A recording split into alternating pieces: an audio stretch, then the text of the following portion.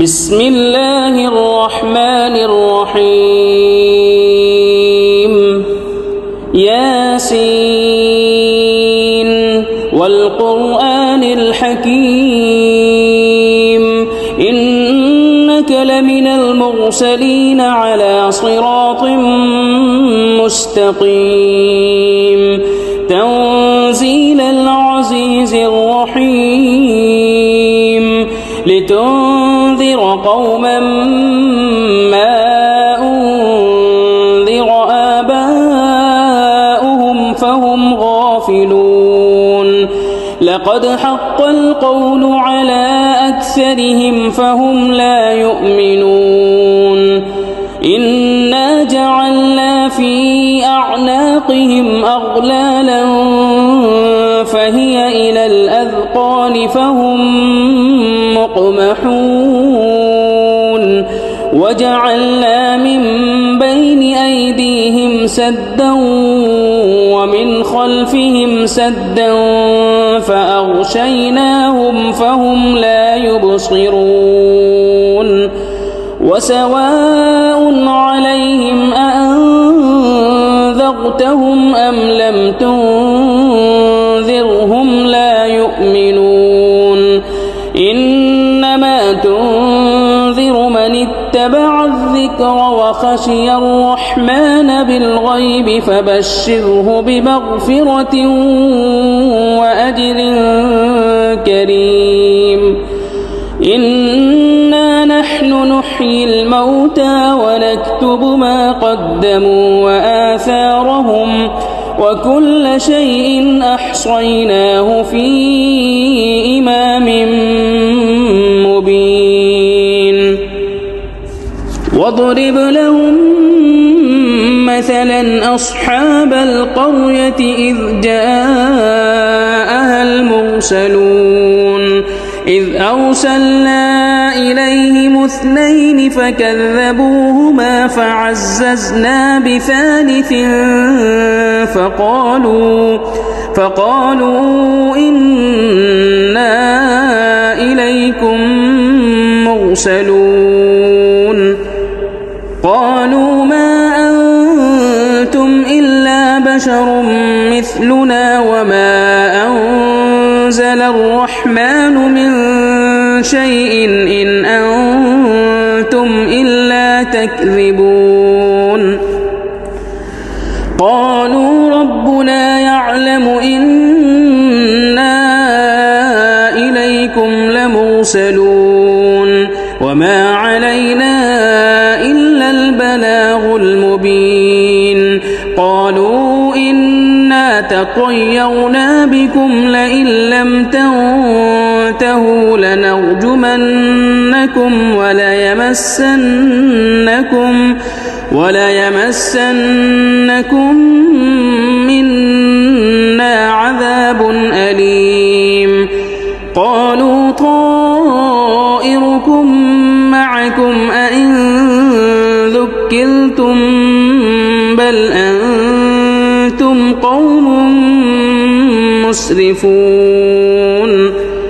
وجاء من أقصى المدينة رجل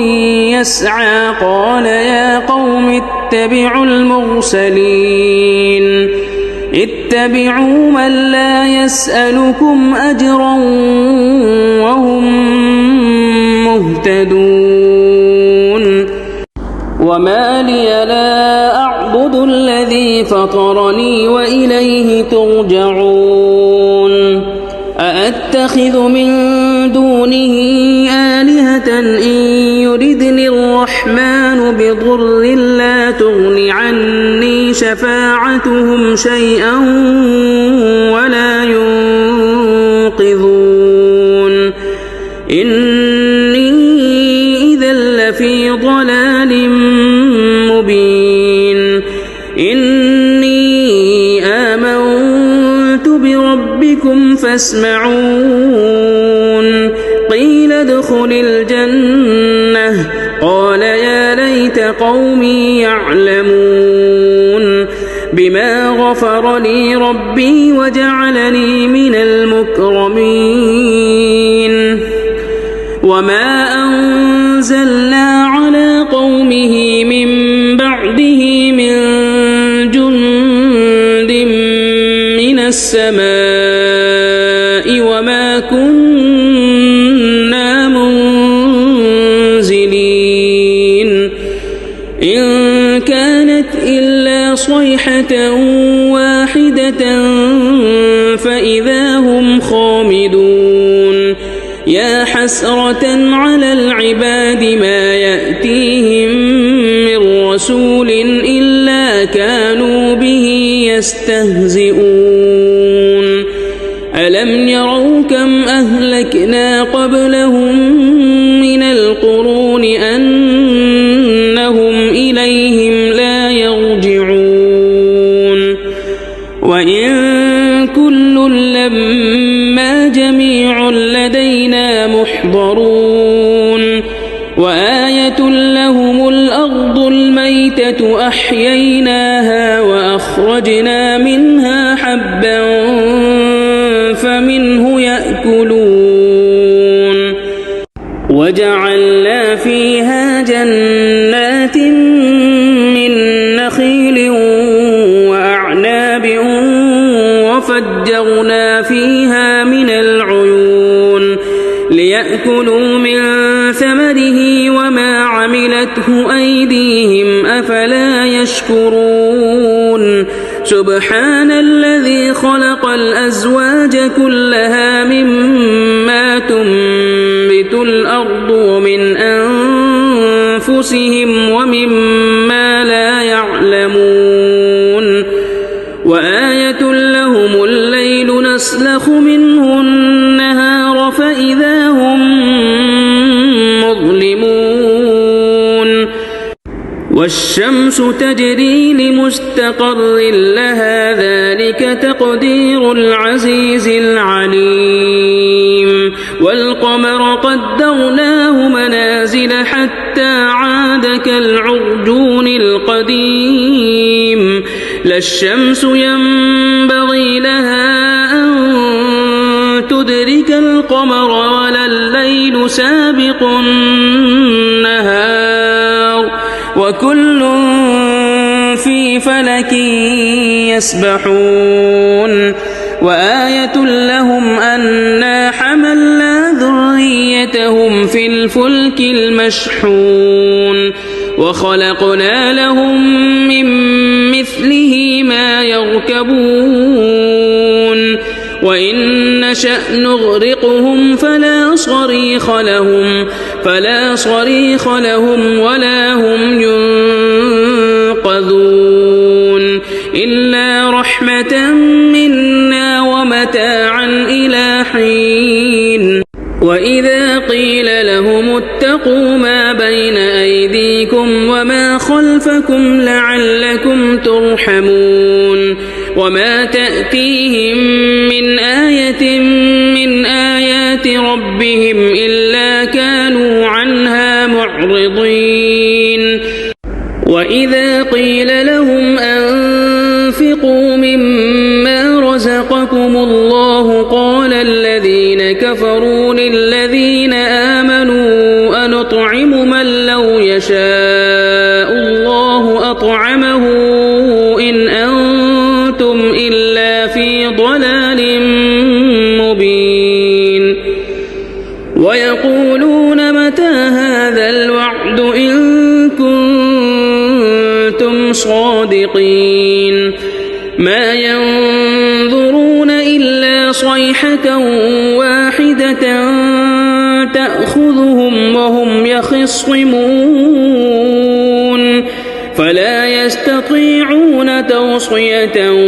ولا إلى أهلهم يرجعون ونفخ في الصور فإذا هم من الأجداث إلى ربهم ينسلون قالوا يا ويلنا من بعثنا من مرقدنا هذا ما وعد الرحمن وصدق المرسلون إن كانت إلا إلا صيحة واحدة فإذا هم جميع لدينا محضرون فاليوم لا تظلم نفس شيئا ولا تجزون إلا ما كنتم تعملون إن أصحاب الجنة اليوم في شغل فاكهون هم وأزواجهم في ظلال على الأرائك متكئون لهم فيها فاكهة ولهم ما يدعون سلام قولا من رب رحيم وامتازوا اليوم أيها المجرمون ألم أعهد إليكم يا بني آدم ألا تعبدوا الشيطان إنه لكم عدو مبين وأن اعبدوني هذا صراط مستقيم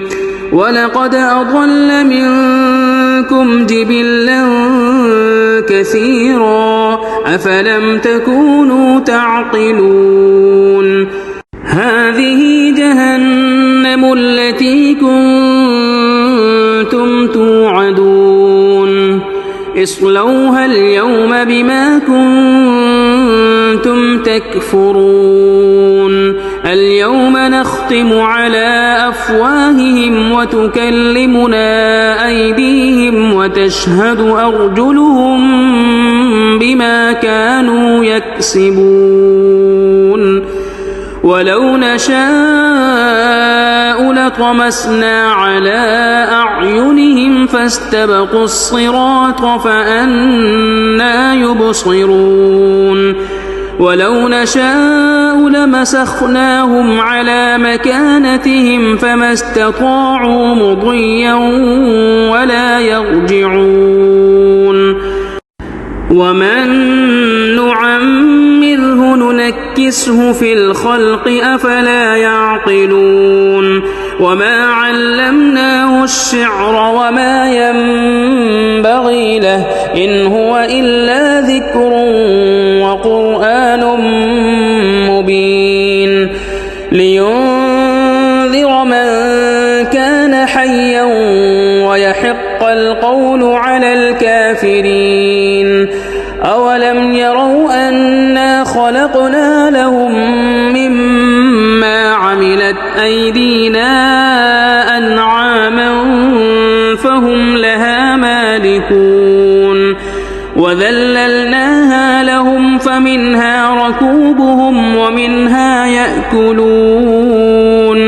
ولهم فيها منافع ومشارب أفلا يشكرون واتخذوا من دون الله آلهة لعلهم ينصرون لا يستطيعون نصرهم وهم لهم جند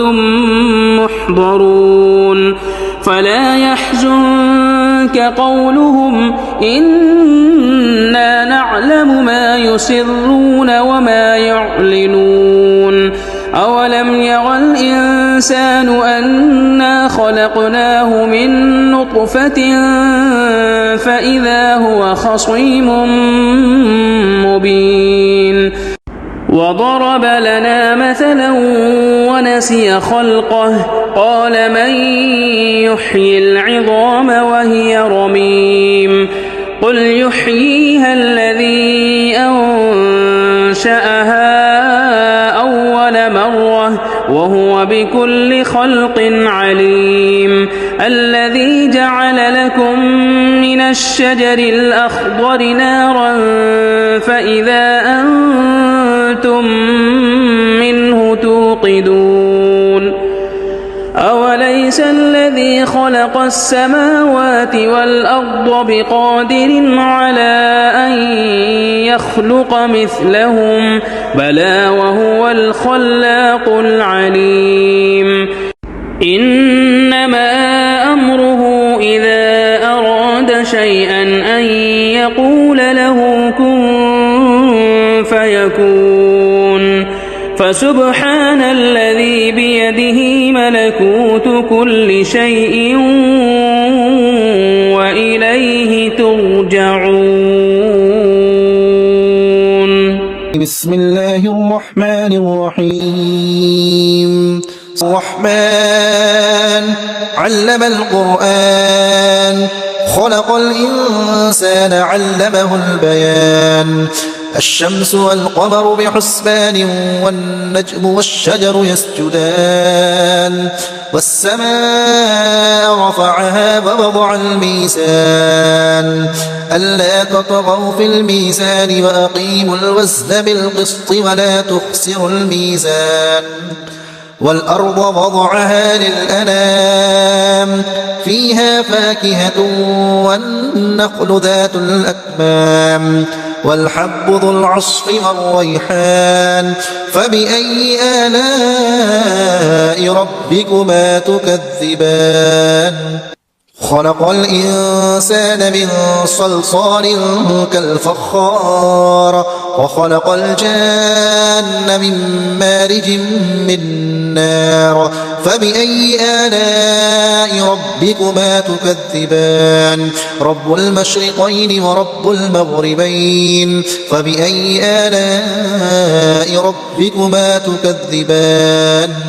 مرج البحرين يلتقيان بينهما برزخ لا يبغيان فبأي آلاء ربكما تكذبان.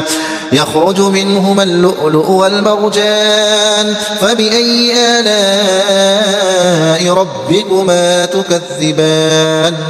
وله الجوار المنشآت في البحر كالأعلام فبأي آلاء ربكما تكذبان. كل من عليها فان ويبقى وجه ربك ذو الجلال والإكرام فبأي آلاء ربكما تكذبان. يسأله من في السماوات والأرض كل يوم هو في شأن فبأي آلاء ربكما تكذبان. سنفرغ لكم أيها الثقلان فبأي آلاء ربكما تكذبان. يا معشر الجن والإنس إن استطعتم أن تنفضوا من أقطار السماوات والأرض فانفضوا لا تنفضون إلا بسلطان فبأي آلاء ربكما تكذبان. يرسل عليكما شواظ من نار ونحاس فلا تنتصران فبأي آلاء ربكما تكذبان. فإذا انشقت السماء فكانت وردة كالدهان فبأي آلاء ربكما تكذبان. فيومئذ لا يسأل عن ذنبه إنس ولا جان فبأي آلاء ربكما تكذبان. يعرف المجرمون بسيماهم فيؤخذ بالنواصي والأقدام فبأي آلاء ربكما تكذبان. هذه جهنم التي يكذب بها المجرمون يطوفون بينها وبين حميم آن فبأي آلاء ربكما تكذبان. ولمن خاف مقام ربه جنتان فبأي آلاء ربكما تكذبان. ذواتا أفنان فبأي آلاء ربكما تكذبان. فيهما عينان تجريان فبأي آلاء ربكما تكذبان. فيهما من كل فاكهة زوجان فبأي آلاء ربكما تكذبان متكئين على فرش بطائنها من استبرق وجنى الجنتين دان فبأي آلاء ربكما تكذبان فيهن قاصرات الطرف لم يطمثهن إنس قبلهم ولا جان فبأي آلاء ربكما تكذبان كأنهن الياقوت والمرجان فبأي آلاء ربكما تكذبان هل جزاء الإحسان إلا الإحسان فبأي آلاء ربكما تكذبان ومن دونهما جنتان فبأي آلاء ربكما تكذبان مدهامتان فبأي آلاء ربكما تكذبان فيهما عينان نضاختان فبأي آلاء ربكما تكذبان فيهما فاكهة ونخل ورمان فبأي آلاء ربكما تكذبان فيهن خيرات حسان فبأي آلاء ربكما تكذبان حور مقصورات في الخيام فبأي آلاء ربكما تكذبان لم يطمثهن إنس قبلهم ولا جان فبأي آلاء ربكما تكذبان متكئين على رفرف خضر وعبقري حسان فبأي آلاء ربكما تكذبان تبارك اسم ربك ذي الجلال والإكرام بسم الله الرحمن الرحيم سورة الواقعة إذا وقعت الواقعة ليس لوقعتها كاذبة خافضة رافعة إذا رجت الأرض رجا وبست الجبال بسا فكانت هباء منبثا وكنتم أزواجا ثلاثة فأصحاب الميمنة ما أصحاب الميمنة وأصحاب المشأمة ما أصحاب المشأمة والسابقون السابقون أولئك المقربون في جنات النعيم ثلة من الأولين وقليل من الآخرين على سرر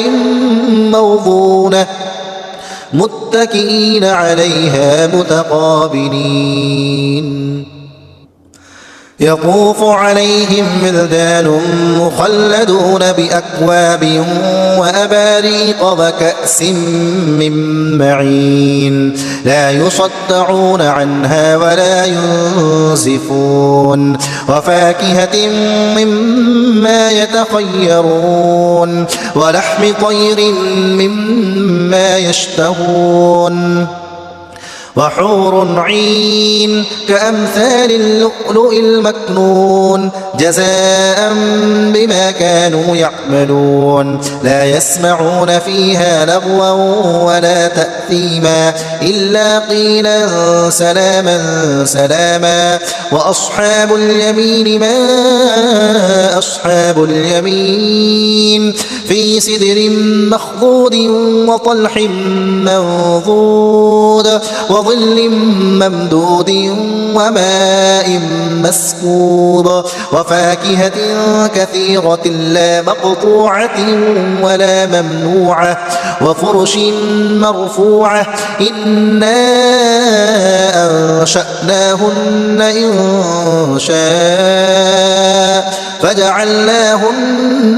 أبكارا عربا أترابا لأصحاب اليمين ثلة من الأولين وثلة من الآخرين وأصحاب الشمال ما أصحاب الشمال في سموم وحميم وظل من يحموم لا بارد ولا كريم إنهم كانوا قبل ذلك مترفين وكانوا يصرون على الحنث العظيم وكانوا يقولون أئذا متنا وكنا ترابا وعظاما أئنا لمبعوثون أوآباؤنا الأولون قل إن الأولين والآخرين لمجموعون إلى ميقات يوم معلوم ثم إنكم أيها الضالون المكذبون لآكلون من شجر من زقوم فمالئون منها البطون فشاربون عليه من الحميم فشاربون شرب الهيم هذا نزلهم يوم الدين نحن خلقناكم فلولا تصدقون أفرأيتم ما تمنون أأنتم تخلقونه أم نحن الخالقون نحن قدرنا بينكم الموت وما نحن بمسبوقين على أن نبدل أمثالكم وننشئكم فيما لا تعلمون ولقد علمتم النشأة الأولى فلولا تذكرون أفرأيتم ما تحرثون أأنتم تزرعونه أم نحن الزارعون لو نشاء لجعلناه حطاما فظلتم تفكهون إنا لمغرمون بل نحن محرومون أفرأيتم الماء الذي تشربون أأنتم أنزلتموه من المزن أم نحن المنزلون لو نشاء جعلناه أجاجا فلولا تشكرون أفرأيتم النار التي تورون أأنتم أنشأتم شجرتها أم نحن المنشئون نحن جعلناها تذكرة ومتاعا للمقوين فسبح باسم ربك العظيم فلا أقسم بمواقع النجوم وإنه لقسم لو تعلمون عظيم إنه لقرآن كريم في كتاب مكنون لا يمسه إلا المطهرون تنزيل من رب العالمين أفبهذا الحديث أنتم مدهنون وتجعلون رزقكم أنكم تكذبون فلولا إذا بلغت الحلقوم وأنتم حينئذ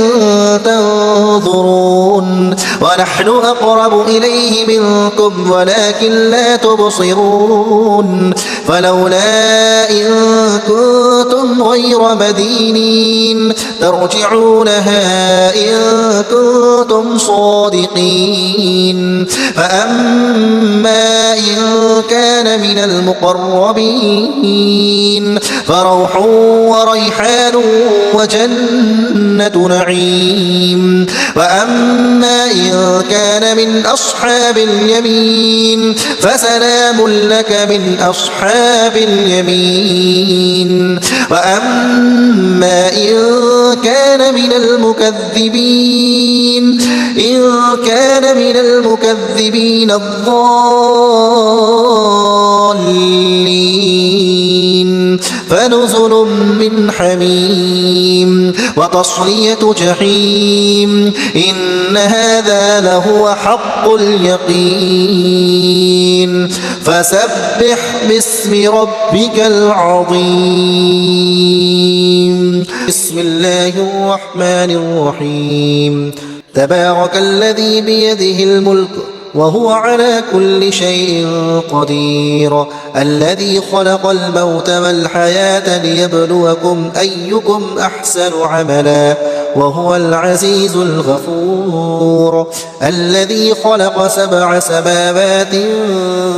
طباقا ما ترى في خلق الرحمن من تفاوت فارجع البصر هل ترى من فطور ثم ارجع البصر كرتين ينقلب إليك البصر خاسئا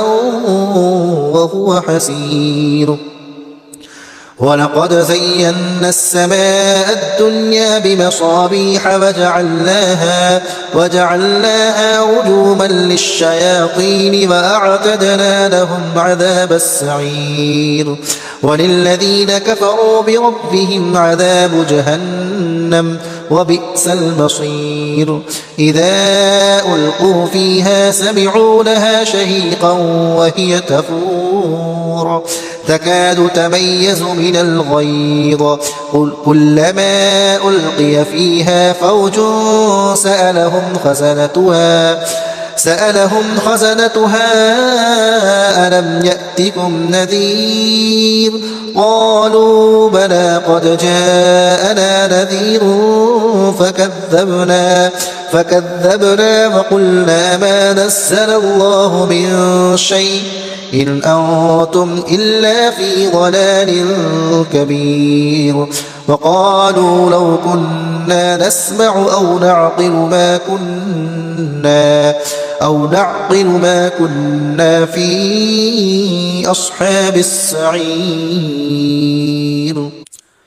فاعترفوا بذنبهم فسحقا لأصحاب السعير إن الذين يخشون ربهم بالغيب لهم مغفرة وأجر كبير وأسروا قولكم أو اجهروا به إنه عليم بذات الصدور ألا يعلم من خلق وهو اللطيف الخبير هو الذي جعل لكم الأرض ذلولا فامشوا في مناكبها وكلوا من رزقه وإليه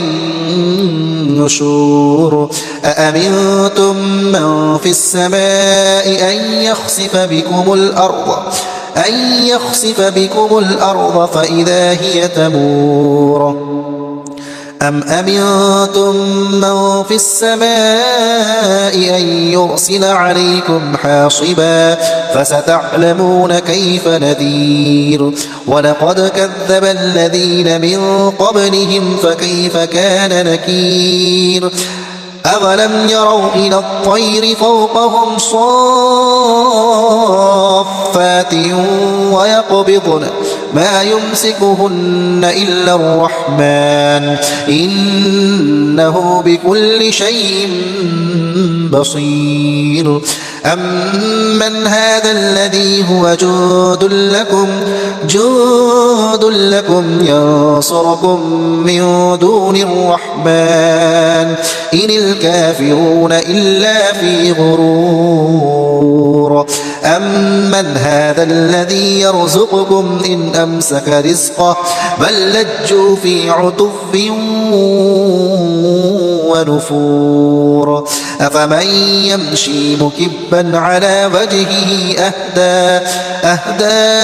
أمن يمشي سويا على صراط مستقيم قل هو الذي أنشأكم وجعل لكم السمع والأبصار والأفئدة قليلا ما تشكرون قل هو الذي ذرأكم في الأرض وإليه تحشرون ويقولون متى هذا الوعد إن كنتم صادقين قل إنما العلم عند الله وإنما أنا نذير مبين فلما رأوه زلفة سيئت وجوه الذين كفروا وقيل هذا الذي كنتم به تدعون قل أرأيتم إن أهلكني الله ومن معي أو رحمنا فمن يجير الكافرين من عذاب أليم قل هو الرحمن آمنا به وعليه توكلنا فستعلمون من هو في ضلال مبين قل أرأيتم إن أصبح ماؤكم غورا فمن يأتيكم بماء معين صدق الله العظيم.